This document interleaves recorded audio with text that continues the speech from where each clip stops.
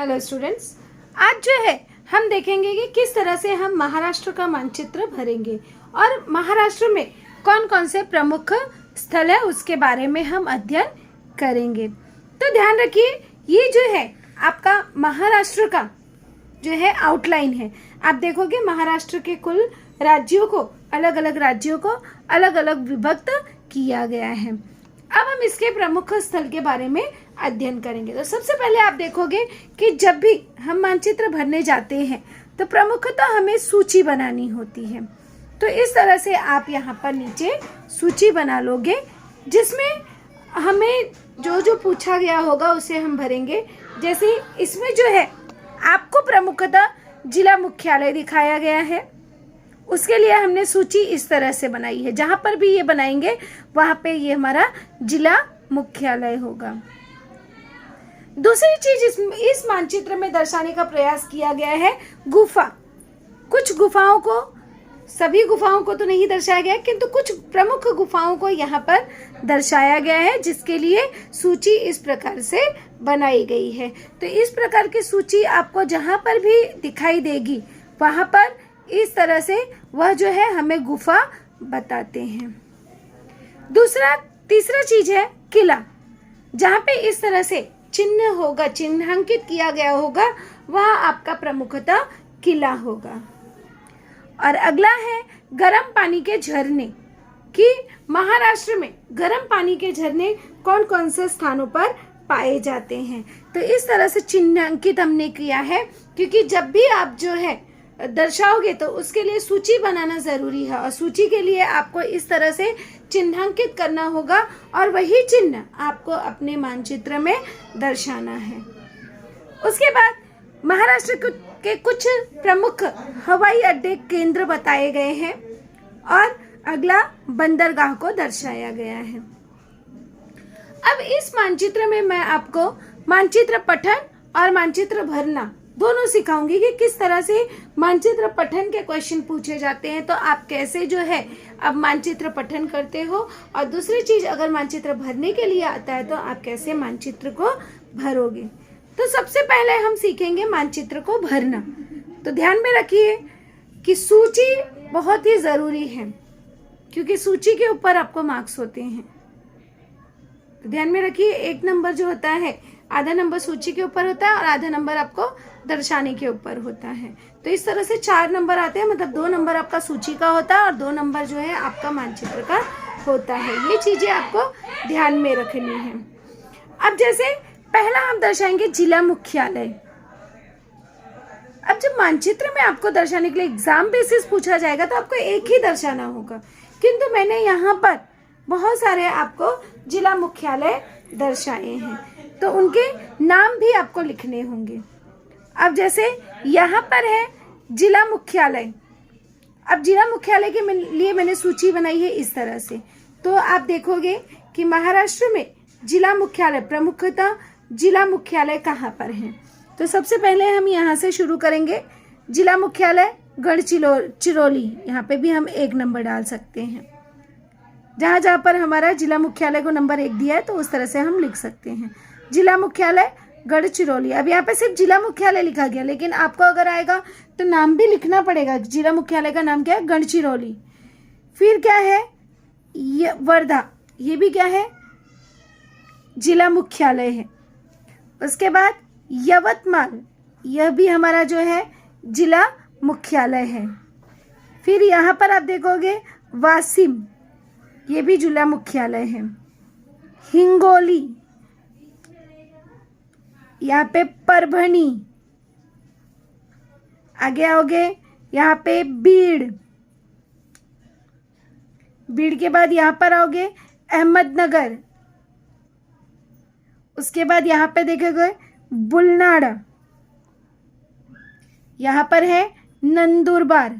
तो इस तरह से आगे देखोगे यहाँ पर सातारा, यहाँ पर है पुणे। तो ये सभी स्थान जिसको मैंने दर्शाया, पहला क्रमांक जिसको मैंने दिया, ये सभी स्थान जो है प्रमुख जिला मुख्यालय हैं। उसके बाद दूसरा आता है गुफा। अब देखिए कि महाराष्ट्र में कहाँ कहाँ पर, क्योंकि हम महाराष्ट्र के राज्य प्रमुख जो है स्थल के बारे में अध्ययन कर रहे हैं, तो अब जो है गुफा, अब यहाँ पे गुफा कहाँ पाएगी, तो गुफा देखिए इस तरह का मैंने यहाँ पर सूची में दर्शाया है। तो इस तरह से जहाँ पर भी होगा वो गुफा होगा। जैसे यहाँ पे है खरोसा, ये जो है इसको 2 नंबर दे देंगे हम यहाँ पर, क्योंकि ये क्या दिखा रहा है, गुफा, खरोसा। उसके बाद यहाँ पे आ जाओगे पाले, ये भी जो है गुफा दर्शाता है। यहाँ पे है नासिक में महसरूर, यह भी हमारा गुफा है। हैदराबाद में, औरंगाबाद में आपका है अजंता और एलोरा। इसके बाद है पित्तलखोरा, यह भी जो है आपका गुफा है। तो इस तरह से हमने देखा प्रमुख गुफाएं जो हैं, ये इसकी प्रमुख गुफाएं हैं। इसके बाद जो है हम अगला देखेंगे किला, कि प्रमुख किला कहाँ पर है। तो जो इस तरह से निशान बने हैं वो प्रमुख किले हैं। तो यहाँ पर देखोगे, जैसे अब यहाँ पे 3रा नंबर हम डालेंगे किला के लिए। तो किला देखोगे, अगर आप यहाँ पर मानचित्र में देखते हो तो ये जो है आपका ये वैरागढ़, ये आपका हो गया किला। यहाँ पे हम 3 नंबर डाल देंगे। ये हमारा वैरागढ़ क्या हो गया, किला। इसके बाद और किले के बारे में अध्ययन करेंगे। तो ये सिंधुदुर्ग, ये सिंधुदुर्ग आपको किला है। इसके बाद यहाँ पे विजयदुर्ग, नाम आपने सुने ही होंगे, विजयदुर्ग किला है। आजरा, पन्हाला, जयगढ़, ये यहाँ पर है कंधार। तो ये सब जो है महाराष्ट्र के प्रमुख किलों के नाम हैं। इसके बाद हम देखेंगे कि महाराष्ट्र के प्रमुख स्थल में गर्म पानी का झरना किन स्थानों पर पाया जाता है। तब गर्म पानी के झरने को इस तरह से दर्शाया गया है। तो यहाँ पर जो है गर्म पानी के झरने कई सारे स्थलों पर आपको दिखाई देंगे कि गर्म पानी के झरने। जैसे अब यहाँ पर है उन्हवरे, अब ये उन्हवरे 4था नंबर डाल देंगे। उन्हवरे जो है गर्म पानी का स्थल है। यहाँ पर है, ऊपर देखोगे उनपदेव, ये उनपदेव भी जो है गर्म पानी के स्थल का नाम है। इसके बाद यहाँ पर कापेश्वर और उनकेश्वर, 4था नंबर हम यहाँ पर डाल देंगे आपकी जानकारी के लिए। ये जो है कापेश्वर और उनकेश्वर, ये भी जो है गर्म पानी के झरनों के नाम हैं। इसके बाद अगला क्रमांक आता है हवाई अड्डा केंद्र, कि महाराष्ट्र का प्रमुख हवाई अड्डा केंद्र कहाँ पर है। तो सबसे पहले ये जो है नागपुर का स्थल जो है, तो ये नागपुर का आपका प्रमुख हवाई अड्डे के स्वरूप में जाना जाता है। इसके बाद यहाँ पर नांदेड़ जिले में, महाराष्ट्र का नांदेड़ जिला जो है, यह भी प्रमुख हवाई अड्डे के अंतर्गत आता है। इसके बाद यहाँ पर है पुणे में भी प्रमुख हवाई अड्डा है। उसके बाद औरंगाबाद में भी प्रमुख हवाई अड्डा पाया जाता है। तो इस तरह से हमने हवाई अड्डों को दर्शाया। अब इसके बाद अगला क्रमांक आता है बंदरगाह, कि महाराष्ट्र के प्रमुख बंदरगाह कौन कौन से हैं।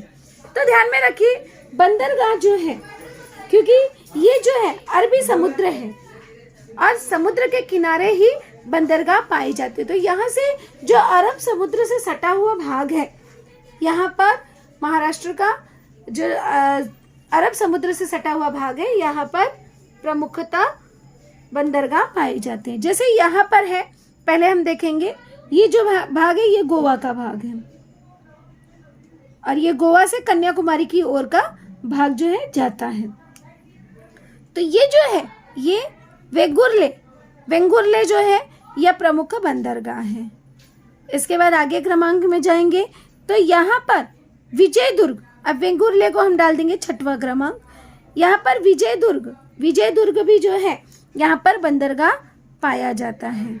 उसके बाद हडरे ये भी जो है प्रमुख बंदरगाह है।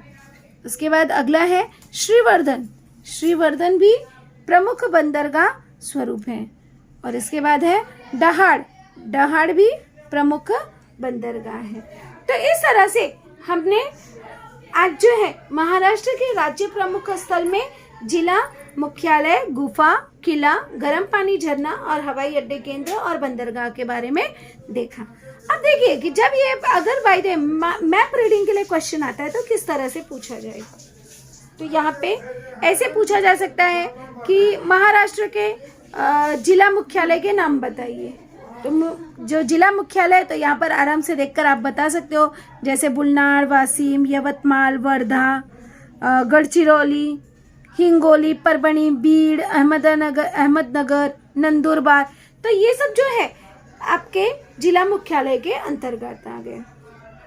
महाराष्ट्र के 2 गुफाओं के नाम बताइए। अब गुफा 2 पूछा गया है तो कोई भी आप लिख सकते हो, जैसे यहाँ पे महसरूल, अजंता, एलोरा, पित्तलखोरा। तो इस तरह से आप कोई भी नाम लिख सकते हो। उसके बाद है कि महाराष्ट्र के किलों के नाम बताइए। तो ये सूची आपको देखनी है, सूची देखकर आप आराम से जो है नाम बता सकते हो।